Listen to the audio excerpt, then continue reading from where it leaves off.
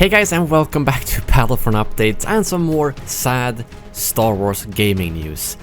I really hoped I wouldn't have to make another video like this since we did one in 2017 about Visceral Star Wars game, but now it seems like EA has cancelled yet another Star Wars project, and this time it's the open world project from EA Vancouver.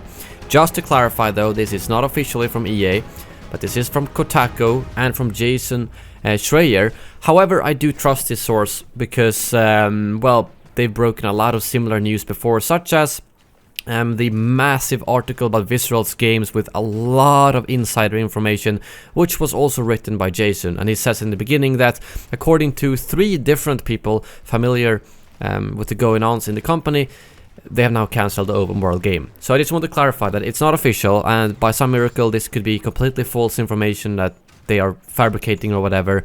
But with this source and with this author, I do think it's legit. So first of all, just a quick backstory on what this game is and well, probably how far they came into development. So in 2017, when they announced that the Visceral games were shutting down and the Project Ragtag was being cancelled, they said that EA Vancouver was gonna reuse some of those assets and take over that project, but make it into a more open world game. And according to the multiple inside sources that has made articles over the last year or so, it sounded like it was taking a completely different direction and it was only using parts of Visceral's project, which I thought sounded good, because I would love to get an open world game, and some of the things they initially said about having a game that you want to constantly come back to and not just play once sounded great.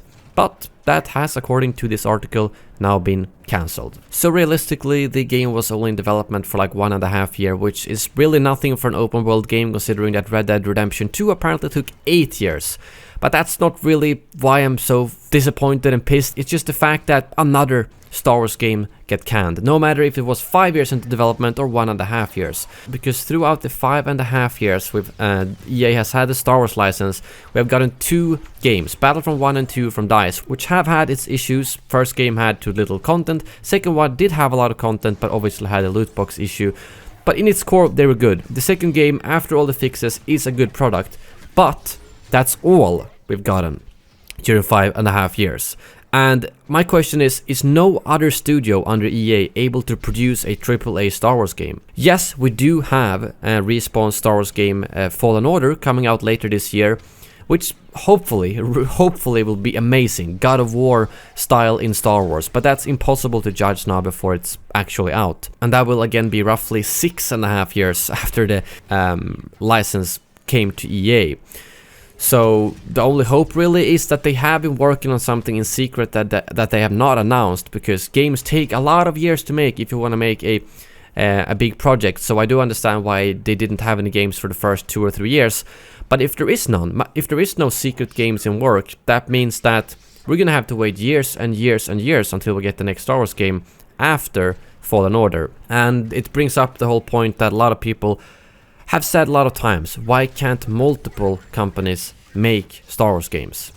Let DICE do Battlefront, let Respawn do Fallen Order, let some other company make an open world game, such as maybe Rockstar, who knows? Because I kind of feel like the solution here isn't just to say, oh, let's remove EA's license completely, but it's to open it up so that more companies can work on games. Because at least if you are a follower of Battlefront, you do know that Battlefront 2 has really made a big turnaround, so just to stripping that away is incredibly stupid, but instead saying, okay, this company, you can make this Star Wars game, and this another company can make this Star Wars game, and pick those studios or large companies that are specified for a specific type of game. Because instead of having to force EA to do all kinds of Star Wars games, which they have shown that they're not capable of so far, considering that 2 games have now been cancelled and we only have 2 AAA games out in 5.5 years. So yeah, that's just some more sad news for Star Wars games, and it's incredibly frustrating to see this, considering the potential in Star Wars games that has been seen before.